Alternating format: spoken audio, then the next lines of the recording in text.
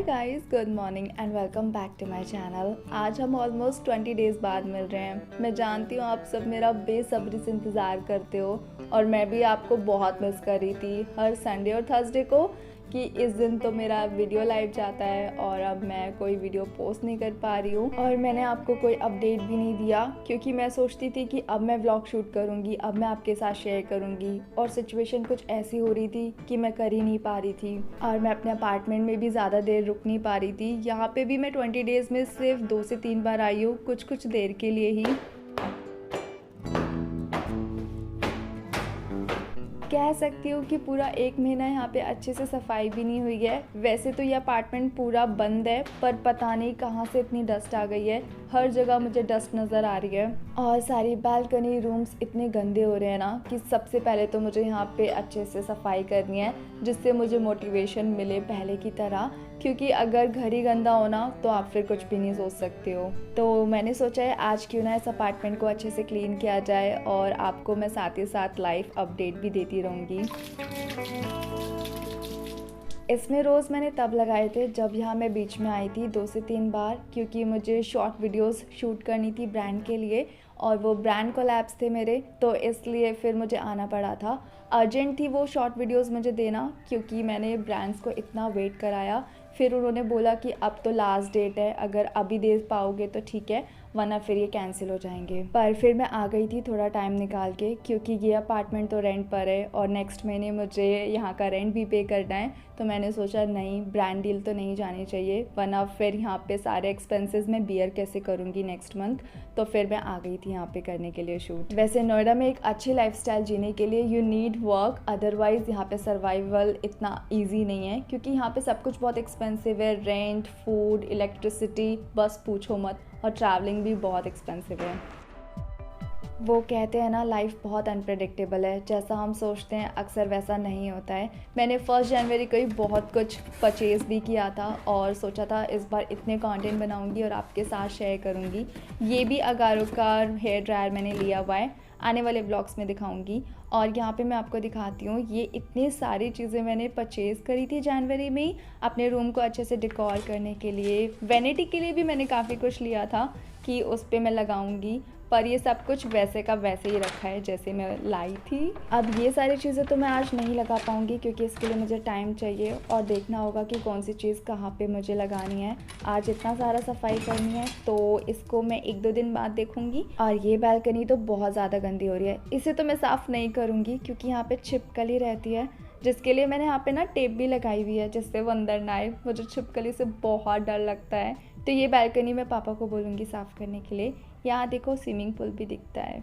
और ये नाम है कि बस्ट पल्पिंग क्रीम भी मैंने मंगाई है, न्यू पैक है। और ये पार्सल तो मैंने अभी तक खोल के ही नहीं देखा, बाद में चेक करूँगी। इस वॉशरूम में अक्सर मैं रखती हूँ अपने स्किन केयर प्रोडक्ट्स। वैसे यहाँ पे जितने भी प्रोडक्ट्स हैं मोस्टली मेरे खुद के परचेज़ किए हुए हैं और कुछ अलग से भी रखे हुए हैं, जैसे कि ये क्रीम, ये तो मैंने आपके साथ अभी तक शेयर ही नहीं करी, सर्वे की। और ये शायद इसकी एक्सपायरी, ओ गॉड, ये तो अब भी एक्सपायर होने वाली है। अब तो मैं अपने सारे स्किन केयर प्रोडक्ट्स की एक्सपायरी चेक करूँगी, कौन पहले एक्सपायर होने वाला है, जिससे कि मैं उसको पहले यूज़ करके ख़त्म कर दूँ।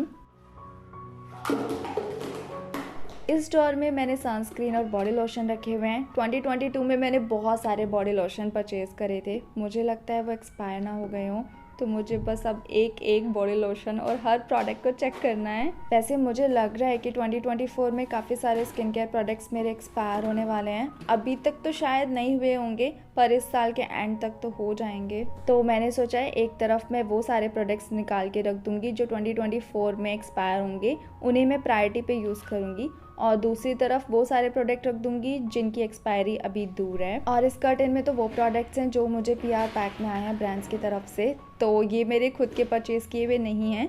लेकिन हाँ, मुझे लग रहा है इनकी तो एक्सपायरी अभी बहुत दूर होगी क्योंकि ये मुझे 2023 में ही सारे रिसीव हुए हैं। तो ये इतने सारे प्रोडक्ट्स निकले हैं जो 2024 में एक्सपायर होने वाले हैं। ये सभी मैंने खुद से परचेज़ किए हुए हैं अपनी मनी से, तो बहुत दुख हो रहा है सोचते हुए भी, पर मैं इनको यूज़ करूँगी जल्दी जिससे कि ये मैं ख़त्म कर दूँ और यहाँ पे सारे प्रोडक्ट्स चलेंगे 2025 और 2026 तक, तो मेरे पास काफ़ी इनफ टाइम है इन्हें यूज़ करने के लिए। तो अभी मैं इनको कर्टेन में बंद करके रख रही हूँ। आपको बताऊँ, मुझे स्किन केयर प्रोडक्ट्स का ना ऑब्सेशन है। जब मैं जॉब किया करती थी ना, तब भी मैं अपनी सैलरी से बहुत स्किन केयर प्रोडक्ट्स परचेज़ करती थी। इवन क्रेडिट कार्ड पे EMI में कन्वर्ट करके 30-30 हज़ार रुपये के एक ही बार में मैं स्किन केयर प्रोडक्ट्स ले लिया करती थी, और आज तक वो ऑब्सेशन मेरा ख़त्म नहीं हुआ है। और वो बात अलग है कि इतने प्रोडक्ट मैं यूज़ ना कर पाऊँ, पर मुझे कलेक्शन करने का बहुत शौक है। जब भी कोई न्यूली लॉन्च प्रोडक्ट आता है ना, मैं परचेज़ कर लेती हूँ। पर इनको तो मुझे जल्दी यूज़ करके ख़त्म करना होगा। मैं सोच रही हूँ जो फेस के लिए प्रोडक्ट है ना, उन्हें भी मैं अपनी बॉडी पे यूज़ करूँगी,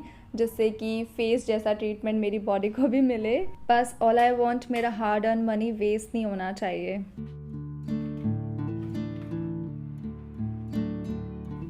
ये मेरे सारे प्लांट्स हैं जिन्हें मैंने खुद से लगाया हुआ है, पर ये काफ़ी सूख चुके हैं, जिनमें रेगुलर पानी नहीं मिला था इसलिए। लेकिन अब मैं इनकी अच्छे से केयर करूँगी, जिससे कि ये पहले जैसे हो जाएं।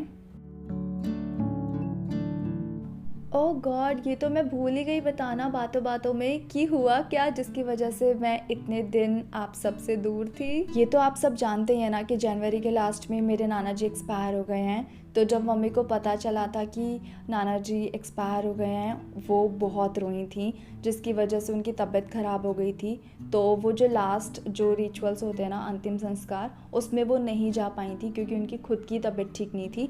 तो फिर उनको और दुख हुआ कि वो अपने पापा के अंतिम संस्कार में नहीं जा पाई, लास्ट टाइम उनको देख नहीं पाई।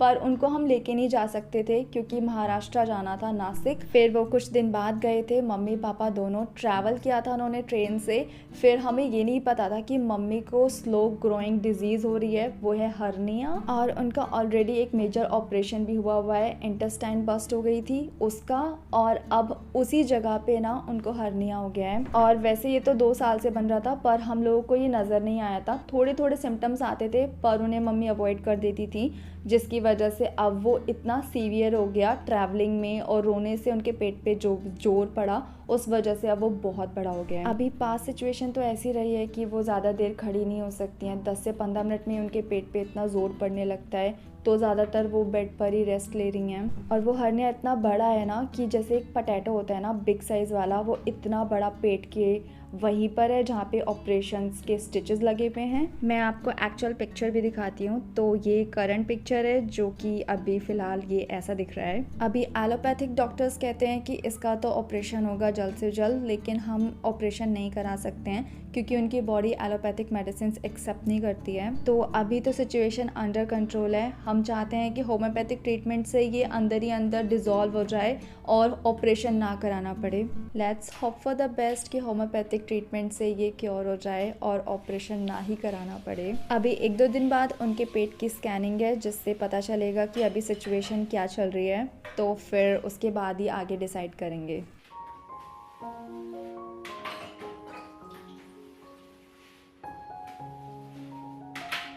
मैंने तो 1 जनवरी को ही बहुत कुछ सोच के रख लिया था अपनी डायरी में, ये ट्रीटमेंट लेना है, और सबसे पहले मुझे डेंटल ट्रीटमेंट से स्टार्ट करना है क्योंकि मुझे अपने दांतों को फिक्स कराना है। मेरे टेढ़े मेढ़े दांत हैं जो कि मुझे पसंद नहीं है, तो उसके लिए मैं डॉक्टर की विज़िट भी करी थी 1 जनवरी को ही। फिर मैंने अपने एक्सरे भी कराए थे, जिसमें पता चला कि मेरे 4 दांत एक्स्ट्रा है जिन्हें एक्सट्रैक्ट करना पड़ेगा। उसके बाद स्पेस बनेगी, फिर ब्रेसेस लगाए जाएंगे। और ये सब मैंने रिकॉर्ड भी किया हुआ है क्योंकि जो भी मैं ट्रीटमेंट लूँगी सबको डॉक्यूमेंट करूँगी और हर चीज़ आपके साथ शेयर करूँगी। इन केस आपको भी कराना हो तो आपको हेल्प भी मिलेगी और आपको पता भी चलेगा कि कौन सी चीज़ें कैसे होती हैं। मैं ये भी जानती हूँ कि अब मुझे फिर से ज़ीरो से स्टार्ट करना होगा क्योंकि कोई भी रूटीन में मैं कंसिस्टेंट नहीं थी। ना मैं वर्कआउट कर रही थी, ना मैं अपनी स्किन की केयर कर रही थी, ना हेयर केयर कर रही थी। मॉर्निंग का भी नहीं पता कब सुबह हो रही है, कब शाम हो रही है। और अच्छी डाइट तो मैं ले ही नहीं पाई। पूरे महीने मैंने बस थोड़ा थोड़ा खाया है, मैंने अच्छे से खाया भी नहीं है। तो कह सकते हैं कि 2 महीने मेरे बहुत ख़राब गए हैं। पता नहीं लाइफ इतनी अनप्रेडिक्टेबल क्यों है, हमें पता क्यों नहीं होता है कि आने वाले टाइम में ऐसा होने वाला है जिससे हम प्रिपेयर हो जाएं पहले से ही। मेरे तो फ्रूट्स भी रखे रखे फ्रिज में बहुत सारे ख़राब हो गए थे। अभी ये बाकी मुझे लगा था ठीक हैं, लेकिन मुझे लग नहीं रहा है ठीक है खाना, तो मैंने इनको फेंक ही दिया। मेरे अपार्टमेंट में टोटल 3 वॉशरूम है जिन्हें मैं तीनों को यूज़ करती हूँ। जैसे कि एक में मैं रेगुलर शावर लेती हूँ, दूसरे को मैं वीडियोस के लिए रखती हूँ जिससे कि वो नीट एंड क्लीन लगे, और जो थर्ड वाला है उसमें मैं स्किन केयर करती हूँ। अभी वीडियो में तो मैं थोड़ा थोड़ा ही दिखा पाती हूँ, वरना तो एक वॉशरूम को साफ़ करने में ऑलमोस्ट मुझे लग जाता है 30 to 35 मिनट, अगर मैं अच्छे से डीप क्लीन करती हूँ तो। आपको पता है अभी मैंने थोड़ा वेट भी रिड्यूस कर लिया है। मतलब अभी बीच में मेरी मसल्स इतने अच्छे से ग्रो हो रही थी ना, मैं रेगुलर जिम जा रही थी, अच्छे से वर्कआउट कर रही थी, पर अभी मेरे रूटीन्स इतने ख़राब हो गए कि मैं लेट नाइट जाग रही थी, अच्छे से नींद नहीं पूरी करी थी और कुछ अच्छा खा भी नहीं रही थी। तो ये बिल्कुल सच है कि अगर आपका माइंड हेल्दी है तो आपका बॉडी भी हेल्दी होगा। अगर माइंड में ही बहुत कुछ टेंशन्स चलती है ना, तो वो हमारी बॉडी पे विजिबल हो जाती हैं।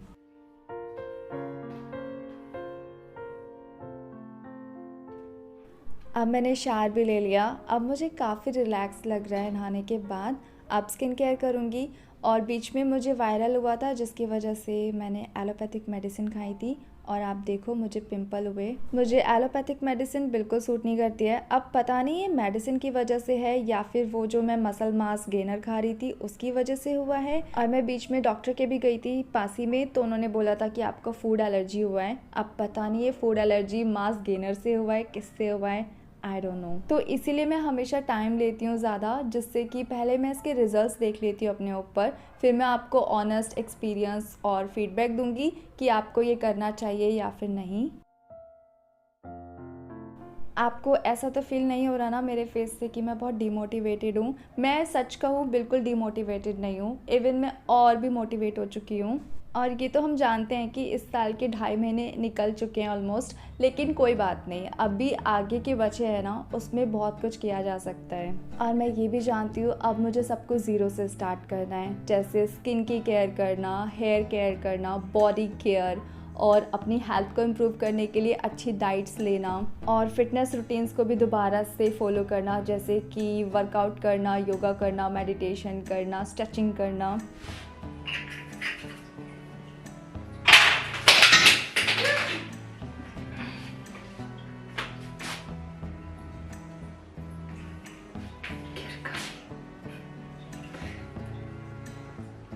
बच गई।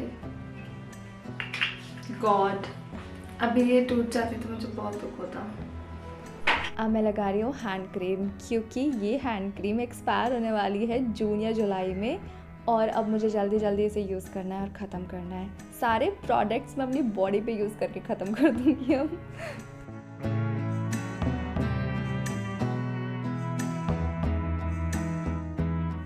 अब बस मैं अपने रूम में आ गई हूँ रेस्ट लेने के लिए, क्योंकि सुबह से काम करते करते इतना ज़्यादा थक चुकी हूँ। और जहाँ पे ये ग्रे कर्टन्स लगे हुए हैं ना, यहाँ पे अब मैं पिंक कर्टन्स लगाऊंगी, वो मैंने मंगा के रखे हुए हैं, तो कल शायद मैं यही सब करूँगी यहाँ पे। अब जैसे मैंने इस अपार्टमेंट को आज क्लीन किया है ना, वैसे ही कल मैं खुद को भी क्लीन करूँगी, बॉडी केयर रूटीन फॉलो करके उसे मैं शूट भी करूँगी और आपके साथ शेयर भी करूँगी। तो बस आज के ब्लॉग को यही एंड करते हैं। अब मैं पूरी कोशिश करूँगी कि मैं जल्दी जल्दी कॉन्टेंट्स लेकर आऊँ, एंड प्रे फॉर ममा जल्दी से ठीक हो जाएं वो। एंड तहे दिल से मैं आपसे माफ़ी चाहूँगी, इतने दिनों से मैं आपको रिप्लाई नहीं कर पा रही थी, माफ़ कर देना। और अब जाने से पहले वीडियो को लाइक कर देना, चैनल को सब्सक्राइब कर देना अगर नहीं किया है तो। मिलते हैं नेक्स्ट वन में। Bye guys, I love you.